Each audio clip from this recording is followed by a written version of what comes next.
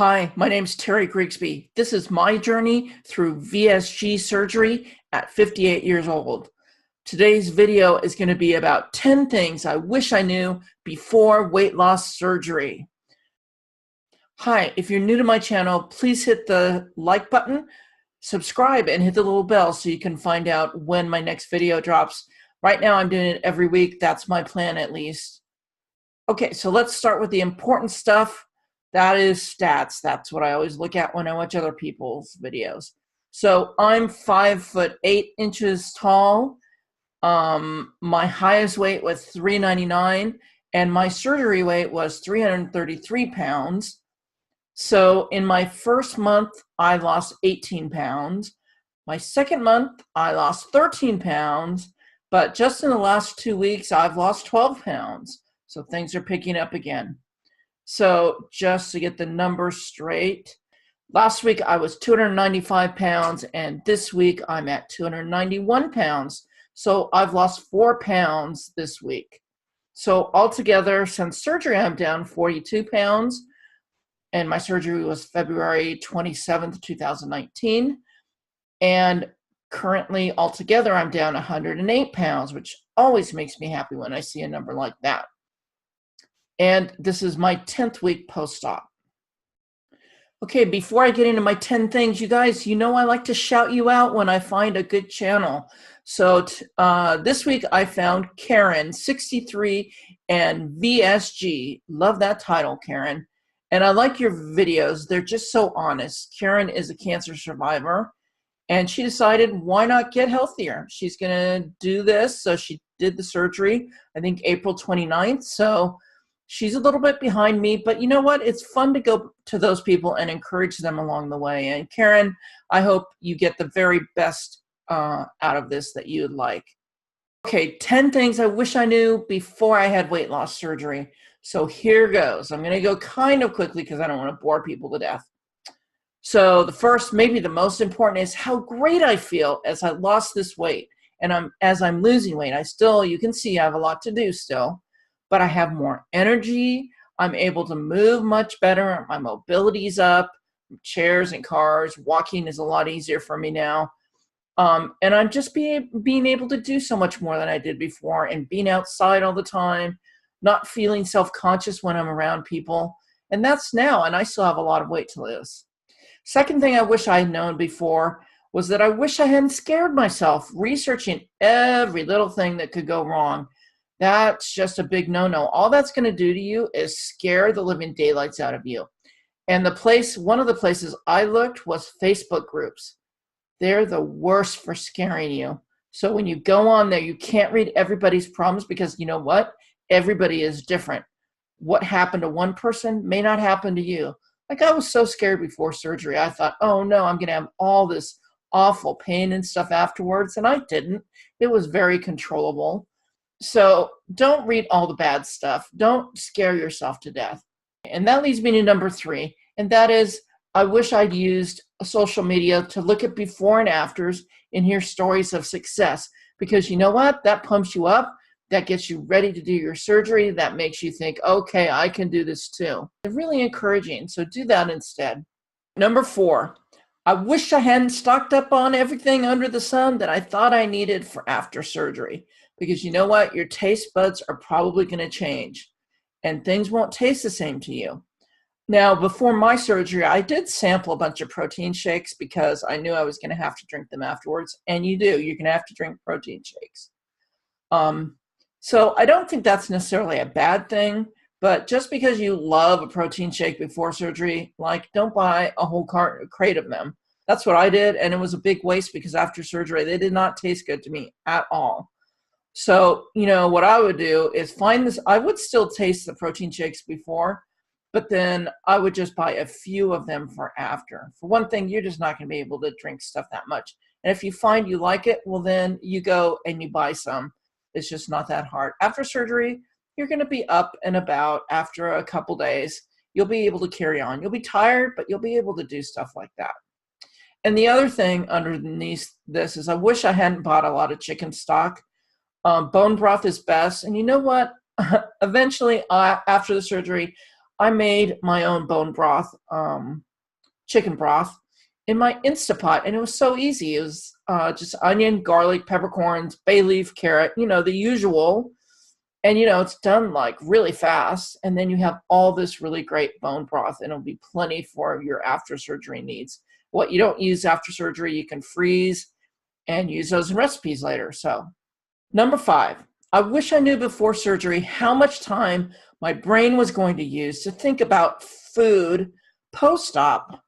I know that sounds crazy because you're not eating much, but the fact of the matter is you're going to have to watch your proteins very closely. You have to make sure you get enough protein. And the magic formula is your weight times 0.3. That's how you get how much protein you're going to be needing. And as you lose weight, you got to recalculate it because you won't need as much protein as when you start. So you spend just so much time thinking about protein, things that have protein, how much protein you have. Calories, at least at the beginning, are not a big worry because you just can't eat that much anyway, unless you eat really bad stuff. But right after surgery, the first few weeks, you're not going to be able to eat bad things because your tummy will not allow that. I decided to use an app called Lose It. I actually started using the Lose It app 6 months before. When first day I entered the program, I had to do a 6-month pre-op thing where I met with everybody. And I was determined when I started to use the Lose It app. And I lost 66 pounds before my surgery. But the thing about the Lose It app that's nice is that it'll track your calories and it's easy to look up stuff. But it also does your macros, which is the protein, the fat, and the carbs. And my surgeon, my nutritionist, care about the protein and the carbs most. You have to, number 1, get your protein. And second, you're not supposed to eat that much carbs. And now I hardly eat any carbs at all. I don't eat bread anymore. Like, hello, who am I? I always ate bread beforehand. And then the other thing I'll say about this, your brain will adapt to having to think about all this stuff. And it won't be such a chore that it is the first part of your journey after surgery. Number 6, I wish someone told me before surgery how many clothes I would be donating. But this is a really good thing because that means you're losing weight. But the truth of the matter is you're going to lose weight quickly. So you go through all your sizes, at least for me, that I collected on the way up to my highest weight. And now on the way down, I get to reintroduce them again and start shedding them. And I talked about that before. The other thing in this category is before surgery, do not buy clothes because you're going to go through them so fast.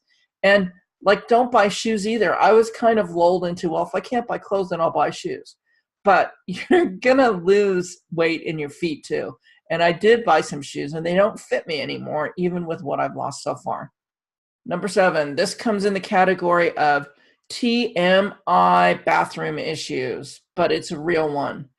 I wish I knew before surgery how bad the constipation will be after surgery. I mean, it's bad because you're taking narcotics, plus you're only eating basically protein for the first month or so. So when it gets bad, it's going to get bad, real bad. So what I really wish I'd known was right after surgery, when I got home, to start taking a small dose of Colace or milk of magnesia or something for that to help me get regular, because once I got constipated, it was painful. Okay, number 8 is also a TMI issue, so turn away if you don't like hearing this. This is my personal thing that happened to me, but I wish I had known how my bowels had changed. I have diarrhea all the time, and I know that's too much information. It was really, really bad when I was in liquid and soft foods. It was bad. It got a little bit better with solid foods when they started coming back in my diet. And I tried probiotics and other things, and that has not made any difference. I think it's just my stomach telling me, look, when you eat something that we don't like, we're going to give you diarrhea. And they send that directly to your colon and bowels, and boom, there you go. It's still a challenge for me most days. So just know that. Number 9, I wish someone would have told me before surgery how much you won't care about all the fast food and the bad food that's out there. You won't care about it. For me, I was a big fast food eater beforehand, and I probably couldn't have even believed it if someone had told me. But now after surgery, I don't care a darn about fast food. I'll pass by McDonald's or whatever. And that would have been a place I probably would have stopped in the past, thrown my money away eating that stuff. Now after surgery, you won't care a bit about it. You won't miss it in the least. I mean, I really don't miss it at all. My diet now is just really good. And finally, number 10, I wish someone before surgery had told me this operation is not for sissies. It is your life now. It's permanent. You can't go back. If you don't want to eat right after surgery, you should not get the surgery because it's no joke. And if you don't want to think about protein and vitamins and how to keep yourself healthy, don't get this surgery. So on a brighter note, even with all 10 of these, you know what? I'd do it again in a heartbeat. And if you do want your health back, then you should do this surgery. It's actually completely changed my life. A week after surgery, I was off all my diabetic meds, and I haven't been back on them since. That alone is worth it for me having done this surgery. If you want to feel better, then you should do the surgery. You'll have 10 times more energy, and you'll love your life after surgery. If you want to get out of your tent clothes, which is what I was living in, and into pretty clothes again, then you should do the surgery. And, finally, if you value yourself and you want to lead a positive life again and just be happy, definitely go for it. Do it. Have the surgery. I would do it again in a heartbeat. All right, that's it for today. I will see all you YouTubers next week. Again, don't forget to subscribe, hit the like button and the little bell, and I'll see you next week, everybody. Have a good week.